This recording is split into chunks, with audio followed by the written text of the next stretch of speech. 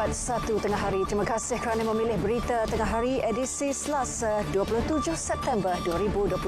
Bersama saya, Hazel Desmond. Kita ikuti tajuk utama. Malaysia UAE bincang pengukuhan hubungan dua hala yang terjalin sejak 40 tahun.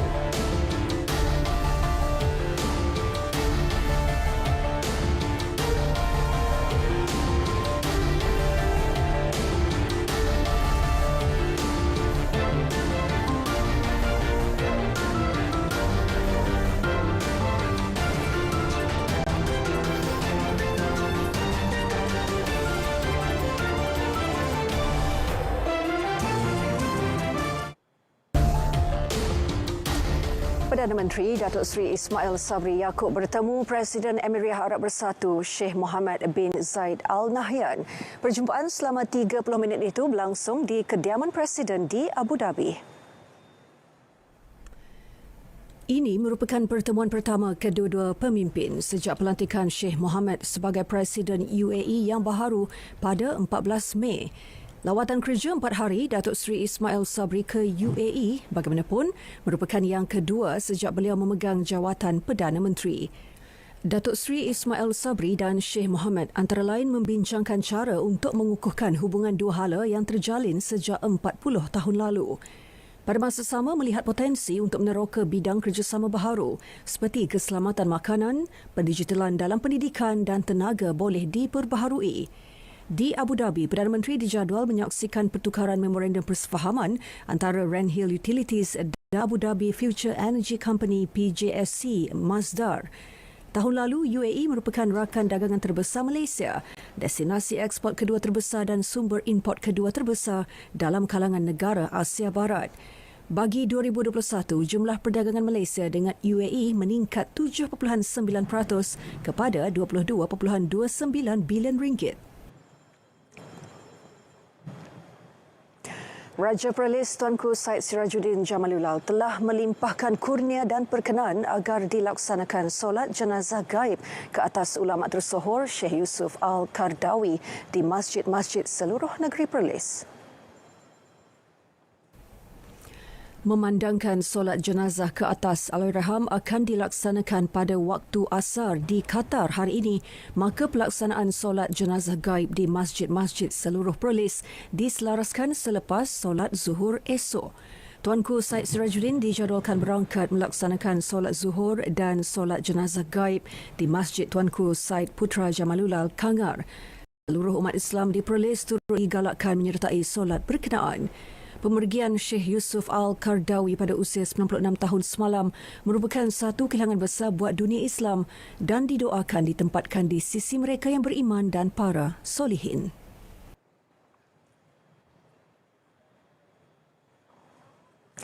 Kementerian Pembangunan Usahawan dan Koperasi KUSKOP melalui Bank Rakyat memperuntukkan dana 40 juta ringgit bagi membantu usahawan dan perniagaan koperasi sektor pendidikan serta masjid. Menterinya Tan Sri Noh Omar berkata inisiatif itu akan disalurkan melalui dua jenis kemudahan pembiayaan iaitu BR Pro Niaga dan BR Kop Lestari. Ia seiring saranan kerajaan untuk menawarkan pilihan produk perbankan khususnya bagi mereka yang terlibat dalam perniagaan. Kita nak menggalakkan pengembangan koperasi. Satu juga skim baru yang dinamakan BR Kop Lestari ini untuk membantu melestarikan perniagaan koperasi. Tetapi koperasi yang kita akan beri peluang membuat pinjaman ini dan kita peruntukkan 30 juta ialah khususnya kepada koperasi-koperasi masjid. Koperasi-koperasi masjid. Selain kemudian kita juga akan beri tempat kepada koperasi-koperasi di pusat-pusat pendidikan tinggi di IPTA. BR Pro Niaga memperuntukkan 10 juta ringgit bagi membantu golongan profesional yang terjejas pandemik COVID-19 dan kini menceburi bidang perniagaan dengan menjadi usahawan perusahaan mikro, kecil dan sederhana PMKS. Bagi usahawan mikro, pinjaman ditawarkan antara RM10,000 hingga RM50,000. Manakala bagi usahawan profesional, pinjaman boleh mencecah sehingga RM150,000. Beliau ditemui pemberita selepas merasmikan cawangan Bank Rakyat Tanjung Karang. Ketengahkan lebih banyak produk tempatan dalam sektor peruncitan. Kementerian Perdagangan Dalam Negeri dan Hal Ehwal Pengguna KPDNHEP menyarankan perkara itu bagi menjayakan kempen beli barangan Malaysia sekaligus membantu meningkatkan ekonomi perusahaan mikro, kecil dan sederhana. Jadi kenapa tidak peruncit-peruncit juga menjayakan agenda kerajaan ini dan sudah tentu ia akan memberikan satu pertanda yang baik dalam mengaktifkan semula ekonomi masyarakat Malaysia secara keseluruhan, khususnya mereka yang ingin terlibat dalam bidang SME menghasilkan produk-produk makanan. Beliau merasmikan penjenamaan semula Pasar Raya Amin Hormat di Losong, Kuala Terengganu. Amin Hormat merupakan salah satu rakan strategik program jualan murah keluarga Malaysia di Terengganu.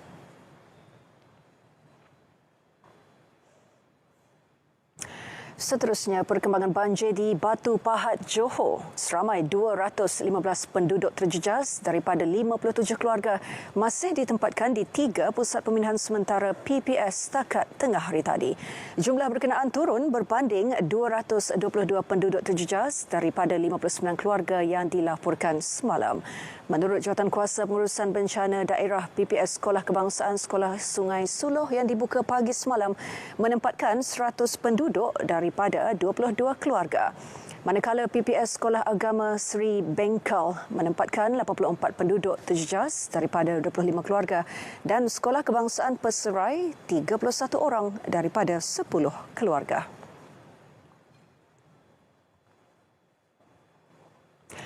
Seorang pekerja binaan warga Bangladesh maut selepas tertimbus runtuhan konkrit. Mayat mangsa berjaya dikeluarkan pada pukul 7.21 pagi tadi.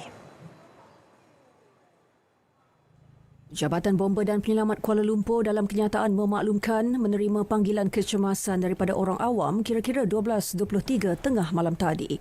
Pasukan Operasi Balai Bomba dan Penyelamat BBP Jalan Tun Razak dibantu BBP Keramat dikejarkan ke lokasi insiden bersama 20 anggota, 2 jentera FRT dan 1 EMRS. Komander Operasi Kanan Pegawai Penguatkuasa Bomba Nurul Adha Abdul Majid memaklumkan runtuhan konkrit berlaku di tingkat 51 bangunan dalam pembinaan iaitu Oxley Tower di Jalan Ampang, Kuala Lumpur.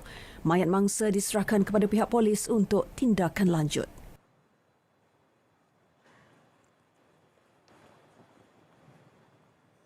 Henti sebar dakwaan culik dan rujuk melalui sumber sahih. Polis Kelantan memohon kerjasama rakyat di negeri itu berhenti menimbulkan ketakutan dalam masyarakat. Ketua Polis Kelantan, Datuk Muhammad Zaki Harun berkata, beberapa dakwaan cubaan culik yang berlegar di media sosial sejak kebelakangan ini adalah tidak berasas. Polis Kelantan pada 22 dan 26 September lalu sudah menjalankan siasatan terhadap dakwaan cubaan menculik pelajar sekolah rendah masing-masing di Gua Musang, Kuala Krai dan Pasir Putih.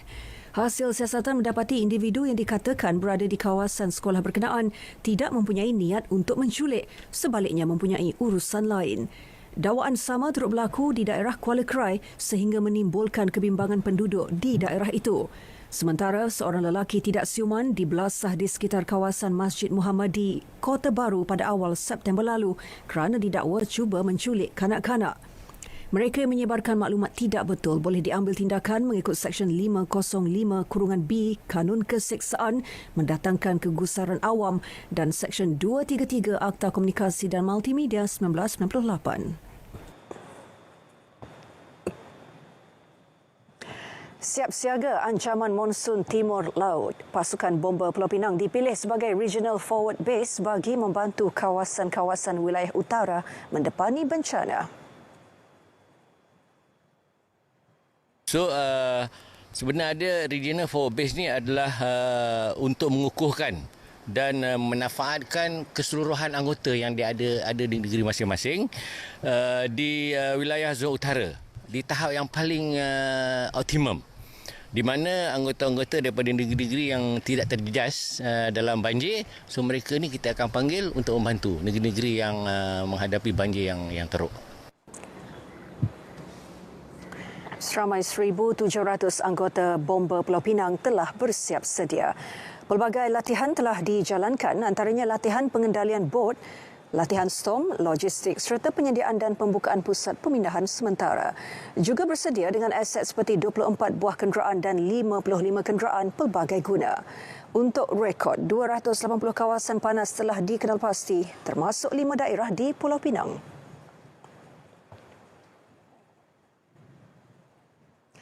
467 kawasan rukun tetangga KRT di seluruh negeri Kelantan bersiap siaga menghadapi monsun timur laut. Pengarah Jabatan Perpaduan Negara dan Integrasi Nasional JPNIN Negeri Kelantan, Syahrani Yusof berkata, skuad KRT akan diaktifkan bagi membantu agensi keselamatan sekiranya berlaku bencana banjir di kawasan mereka. Jadi kita di peringkat KRT ni akan membantulah pada agensi yang berkenaan dari segi perkhidmatan, segi membantu pembinaan mangsa-mangsa dan juga membantu dari segi agihan-agihan makanan kepada mangsa-mangsa dan juga membantulah di pusat-pusat pembinaan sementara yang diwujudkan. Jadi inilah peranan KRT di samping menganjurkan program-program seperti ini, kita juga sebagai badan yang membantulah pihak-pihak agensi dalam musim-musim tertentu. Dan ini memang kita laksanakan dari masa ke semasa lah. Syahrani turut menasihatkan penduduk di kawasan berisiko banjir sentiasa berwaspada dan menyimpan dokumen penting di tempat selamat.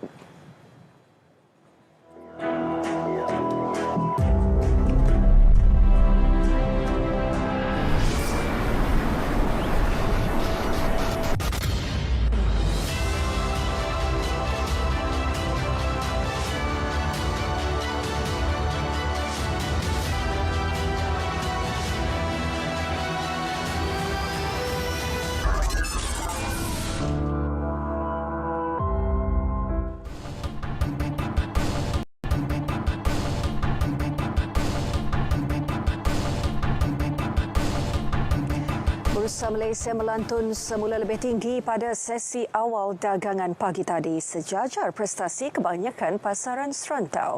Pada pukul 12.35 tengah hari, Bursa Malaysia naik 0.06 mata kepada 1,413.10 mata. Antara saham aktif PTRB kekal tidak berubah pada 37.5 sen. CSH meningkat pada setengah sen kepada 3.5 sen dan Top Glove turun 1 sen kepada 62.5 sen. Sementara itu bagi saham yang mencatat keuntungan pula, Nestle naik RM2.10 kepada RM129.90. PPB bertambah 54 sen kepada RM16.46 dan Pana MY meningkat 28 sen kepada RM23.10.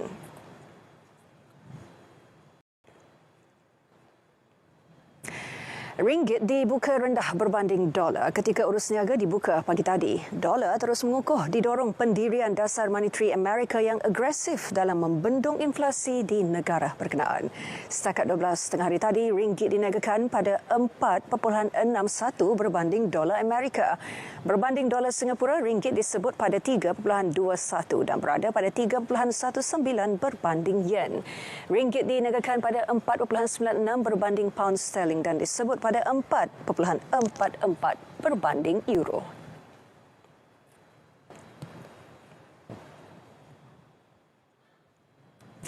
Pro 2 memperkenalkan model hybrid pertamanya, Ativa Hybrid. Terhad kepada 300 pelanggan individu dan korporat, pengenalan model itu sebahagian daripada kajian kenderaan elektrik pertama serta mobiliti jangka panjang. Menurut Presiden dan Ketua Pegawai Eksekutif Pro 2, Datuk Seri Zainal Abidin Ahmad, kajian itu bertujuan memahami tingkah laku pemanduan berkumpulan kenderaan hybrid. Ia melibatkan lokasi berpenduduk padat di Lembah Kelang, Pulau Pinang dan Johor Bahru. Untuk mendapatkan feedback daripada para pelanggan mengenai penggunaan kereta hybrid, mengenai kata orang tu performance dan handling kereta dan sebagainya. Dan yang keduanya, kita also nak memahami cara subscription ataupun rental service yang kita baru nak try lah. So kita kata dia sewa kereta ni bayar lebih kurang 500 sebulan, maintenance lebih tinggi covered by Pro 2. Bercakap pada sidang media Majlis Langganan Pro 2 Ativa Hybrid, jelasnya pelanggan terpilih perlu membayar RM500 sebulan selama 5 tahun atau sehingga jarak pemanduan 100,000 kilometer sebelum memulangkan semula kereta berkenaan. Tambahnya, program perintis itu juga membolehkan syarikat melihat tahap penerimaan pelanggan terhadap perkhidmatan langganan jangka panjang. Januari tahun lalu, Pro 2 memperkenalkan perkhidmatan langganan Easy Mobile kepada pelanggan korporat.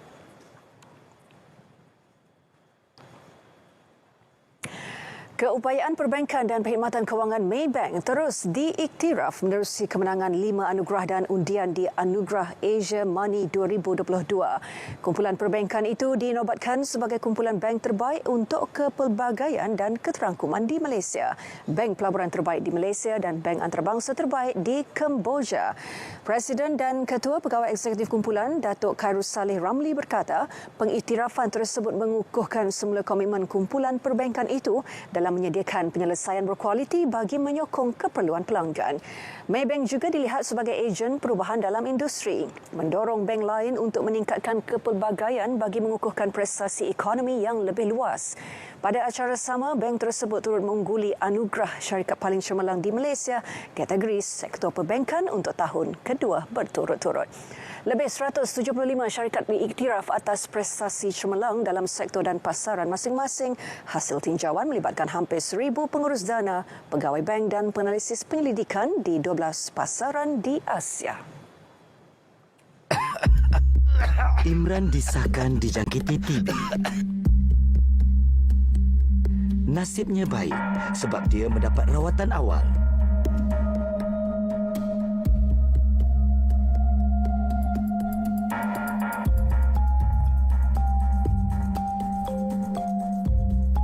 Nampak sihat Imran sekarang.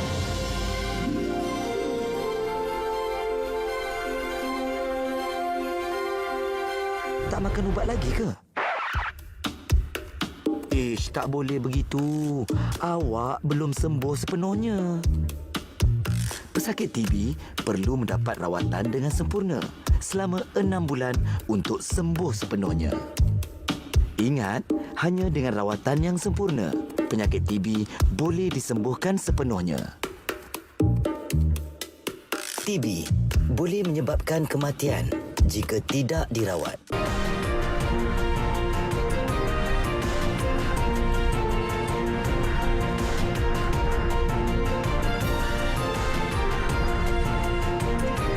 Ujian pengalihan asteroid berganda DART milik NASA berjaya menghentam asteroid pada ujian pertama semalam. Ia kejayaan pertama dalam mengubah gerakan asteroid atau sebarang ancaman dari angkasa terhadap bumi selepas 10 bulan dilancarkan. 3, 2, Melalui video penstreaman langsung menerusi laman web NASA menunjukkan imej yang diambil oleh kamera DART meluncur ke arah asteroid Dimorphos pada kelajuan hypersonik sekitar jam 7 malam di kedudukan kira-kira 11 juta kilometer dari bumi. Menurut jurucakap NASA, misi tersebut direka bagi menentukan sama ada kapal angkasa mampu mengubah trajektori asteroid melalui daya kinetik, menolaknya dari laluan yang boleh mengundang bahaya kepada bumi. Taufan Ian dijangka melanda Kepulauan Caribbean dan beberapa kawasan di Florida, Amerika Syarikat dalam masa terdekat. Menerusi imej yang dikongsikan NASA, kepulan awam yang membawa taufan tersebut semakin membesar serta bergerak pantas dengan kelajuan 22 km sejam. Di Cuba, amaran kecemasan telah dikeluarkan pihak berkuasa negara itu termasuk memindahkan penduduk ke kawasan selamat yang lengkap dengan fasiliti kesihatan dan sumber air bersih. El gobierno está tomando todas las precauciones para iniciar la evacuación para el ciclón. Está sacando todas las personas vulnerables al río, está buscando dónde evacuar y ya tienen preparativos de alimentos y todos los preparativos para atender niños, ancianos y personas mayores. Estamos aquí. Manakala di Florida, orang ramai dilihat membeli keperluan asas terutama bahan makanan dan membina benteng daripada guni pasir bagi mengelakkan banjir memasuki kediaman mereka. Menurut seorang penduduk tempatan, situasi kali ini lebih terkawal termasuk bekalan makanan yang lebih mudah diperoleh. It's pretty chill, actually, in contrast to my previous experiences with these kind of conditions. I was able to find everything I needed pretty easily.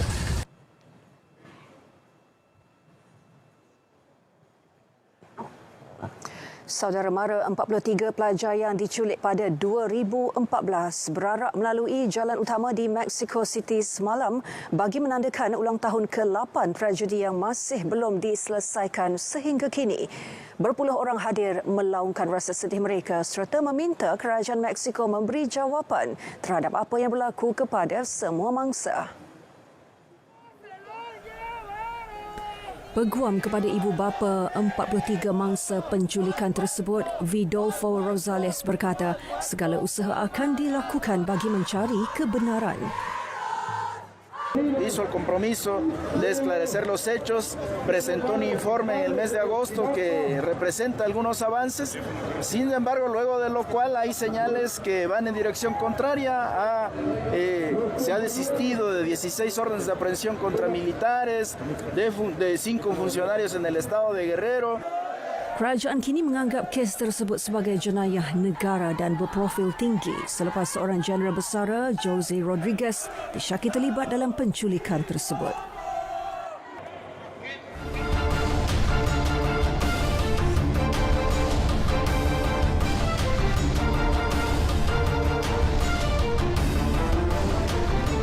Pemain sayap kebangsaan Safawi Rashid berharap peminat bola sepak tanah air berhenti mengecam Mohamadu Sumareh yang dilihat menampilkan prestasi hambar di kejohanan Piala Raja Thailand. Jelas Safawi, pemain sayap berusia 28 tahun itu ketika ini amat memerlukan sokongan moral untuk keluar daripada kemerosotan prestasi. Jelas Safawi, sukan bola sepak melibatkan kerjasama berpasukan dan tidak wajar untuk menuding jari ke atas mana-mana individu.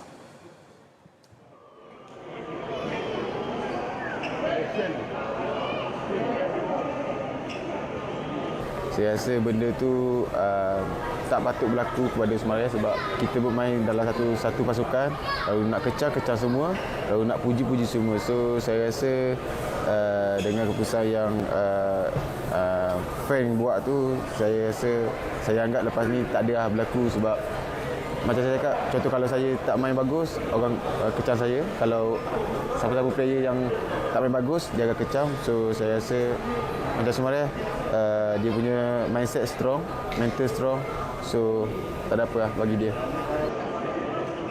Beliau berkata demikian selepas tiba di KLIA 2 dari Thailand.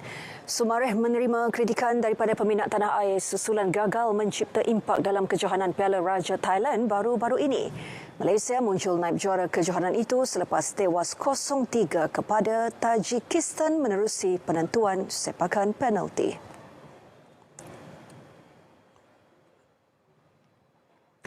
Kerajaan Negeri Sembilan bercadang memperhalusi semula pemberian peruntukan kepada Persatuan Sukan yang terlibat dalam Sukan Malaysia SUKMA berdasarkan prestasi dari masa ke semasa. Sekaligus memberi fokus kepada pasukan berpotensi yang memberi sumbangan kepada negeri. Menteri Besar Negeri Sembilan Datuk Seri Aminuddin Harun berkata, perkara itu akan dibincangkan dalam mesyuarat Mingguan Exco yang akan datang. Yang berjaya menangan gemilang untuk mempertahankan wakil kepada Pakil 1 Brigade. Mana-mana persatuan yang nampaknya tidak memberikan selepas ini, mereka perlu memberikan kita unjuran ataupun program untuk mereka lagi 2 tahun mereka nak dapat pingat, atau lagi 2 tahun di Johor, SUKMA di Johor. Kita nak lihat mana-mana persatuan yang kurang berminat ataupun tidak memberikan apa-apa respon yang baik, kita akan gugurkan daripada awal untuk mengelakkan kita membazir. Beliau ditemui pada majlis apresiasi sempena sambutan Hari Kebangsaan 2022 di Seremban. Terdahulu, Negeri Sembilan memperoleh 19 pingat emas pada SUKMA ke-20 dan berada di kedudukan ke-10 dalam carta pungutan pingat.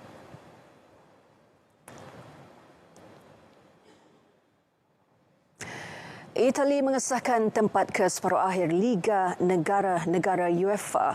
Skuad kendalian Roberto Mancini itu yang tidak layak ke Piala Dunia 2022 berjaya menewaskan Hungary 2-0 dalam pertemuan terakhir kumpulan awal pagi tadi.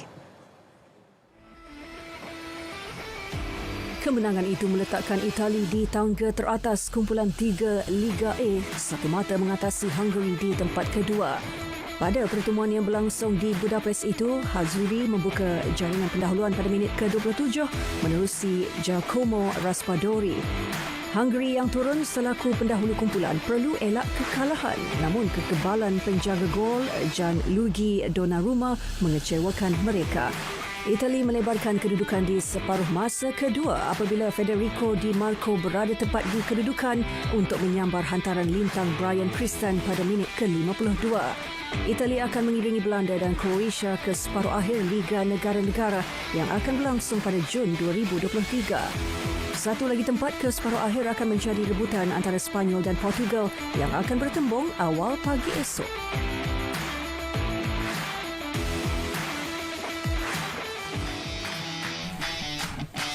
Dalam satu lagi pertemuan kumpulan 3, skuad England mempamerkan kebangkitan untuk mengikat Jerman 3-3 di Stadium Wembley. The Three Lions, kendalian Gareth Southgate, sudah pun tersingkir dari liga tertinggi itu tanpa sebarang kemenangan dalam 6 perlawanan. Separuh masa pertama berakhir tanpa sebarang jaringan. Ilkay Gundogan membuka jaringan buat Jerman menerusi sepakan penalti pada minit ke-52 susulan kekasaran yang dilakukan pertahanan England Harry Maguire. Kai Havertz kemudian meletakkan Jerman selesa di depan pada minit ke-67 menerusi percubaan menarik jarak jauh. Situasi itu benar pun tidak melemahkan semangat anak buah Southgate yang bangkit meledak 2 gol menerusi Luke Shaw pada minit ke-72 dan Mason Mount 3 minit kemudian.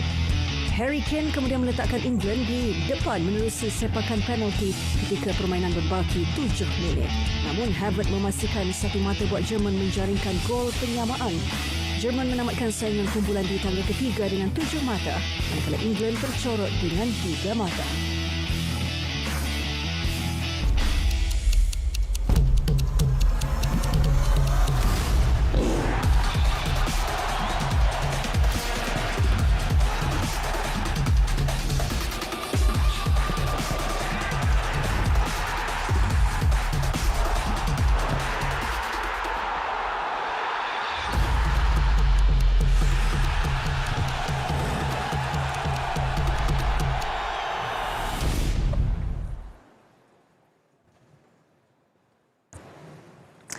Baik, berita tengah hari 27 September 2022 berakhir di sini. Dapatkan perkembangan sahih sepanjang masa melalui portal berita RTM di berita.rtm.gov.my. Saya Zul Desmond, salam keluarga Malaysia.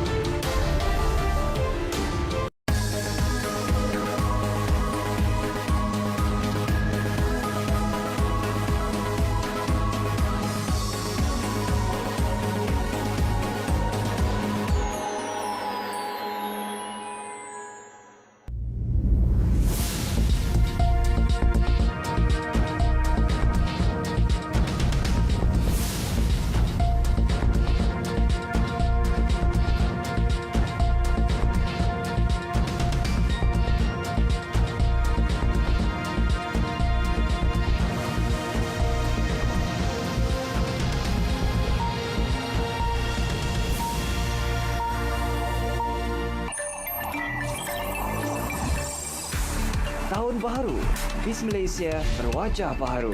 Selain terus membawakan kupasan isu ekonomi semasa, kami turut menampilkan segmen baharu, Ringgit BIS dan Ikon BIS. Semua ini secara eksklusif Isnin hingga Jumaat di saluran berita RTM dan TV1.